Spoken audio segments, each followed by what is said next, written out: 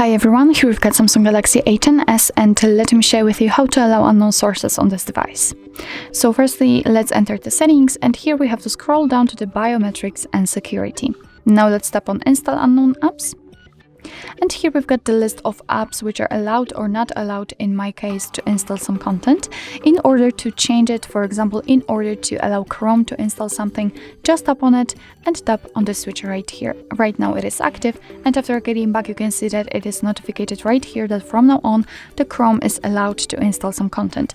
Be aware that you're doing it on your own responsibility, because some third-party apps aren't verified by the developer, so you may put your data on the risk. So try not to allow the apps from totally unknown sources, which you are not sure that they are safe. Of course, you can turn off all of the permissions. Just tap on the option on the app, and tap on the switcher here. And after getting back, you can see that from now on the Chrome is not allowed to install anything. So actually, this is it. This is how to allow unknown sources in your Samsung Galaxy A10s. Thank you so much for watching. I hope that this video was helpful, and if it was, please hit the subscribe button and leave the thumbs up.